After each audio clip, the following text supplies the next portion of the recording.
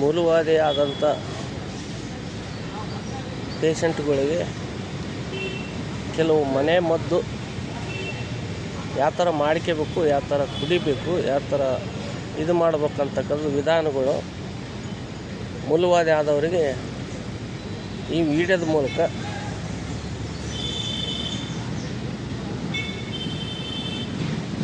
ವಾಸಿ ಆಗ್ತಕ್ಕಂಥ ಔಷಧವನ್ನು ನಾನು ಹೇಳ್ತೀನಿ. ಆ ಹೇಳಿದ ಪ್ರಕಾರ ತಾವುಗಳು ಆ ಮನೆ ಮದ್ದನ್ನು ಮಾಡಿಕೊಂಡು ಮೂಲವಾದಿ ಆದವರು ಒಂದು 6 ರಿಂದ 7 ದಿನ ಕುಡಿತಾ ಬಂದರೆ ಆ ಕುಡಿಯೋಂಥ ಸಂದರ್ಭದಲ್ಲಿ ಚಪಾತಿ ಮತ್ತು ಪೂರಿ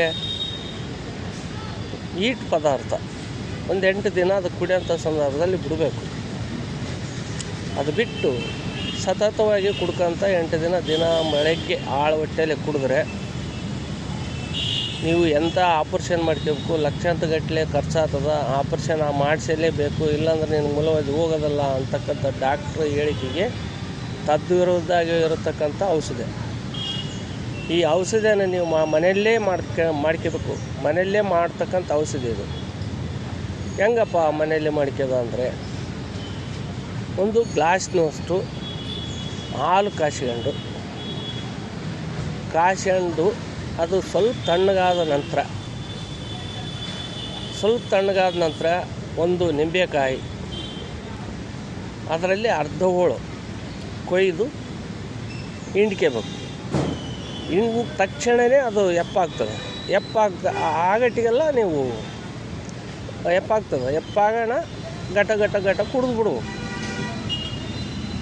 ಘಟ ಕುಡಿದ್ಬಿಟ್ರೆ ದಿನ ಬೆಳಗ್ಗೆ ಇದೇ ಥರ ಒಂದು 8 ದಿನ ಮಾಡ್ಕೊಂಬಂದರೆ ನಿಮಗೆ ಮೂಲವಾದಿ ಮತ್ತೆ ಯಾವುದೇ ಥರದಲ್ಲಿ ಬರಲ್ಲ.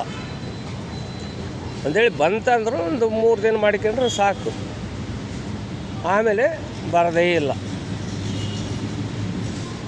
ಅಂಥ ಒಂದು ಔಷಧ ನೀವು ಮನೆಯಲ್ಲೇ ಸದ್ದು ಮಾಡ್ಕೊಂಡು ಯಾವುದೇ ದವಾಖಾನೆಗೆ ಹೋಗೋದಂತೆ, ಲಕ್ಷಾಂತರ ರೂಪಾಯಿ ಹಾಳು ಮಾಡ್ಕೊಳ್ಳಾರ್ದಂತೆ ಈ ಕೆಲಸ ತಾವು ಮಾಡ್ಕೊಂಡ್ರೆ ತಮ್ಮ ಆರೋಗ್ಯಕ್ಕೆ ಒಳ್ಳೆಯದು. ಇದು ಮಾಡೋದಂದರೆ ಎಲ್ಲದಕ್ಕೆ ಒಳ್ಳೆಯದು. ಆಮೇಲೆ ಬೇದಿ ಕೂಡ ಸಾಪಾಗ್ತದೆ ಅಂತ ತಮ್ಗೆ ಮೂಲವಾದಿ ಆದಂಥ ವ್ಯಕ್ತಿಗಳಿಗೆ ಈ ವಿಡಿಯೋದ ಮೂಲಕ ತಮಗೆ ಒಳ್ಳೆಯ ಮನೆ ಮದ್ದನ್ನು ಹೇಳಲು ಬಂದಿದ್ದೇನೆ. ನಾನು ಆದಿಬಸಪ್ಪ, ಸಿರವಾರ ತಾಲೂಕು, ಹಳ್ಳಿ ಹೊಸೂರು, ರಾಯಚೂರು ಜಿಲ್ಲೆ ಅಂತ ಹೇಳುತ್ತಾ ನಾನು 4 ಮಾತುಗಳು ಮುಗಿಸ್ತೇನೆ.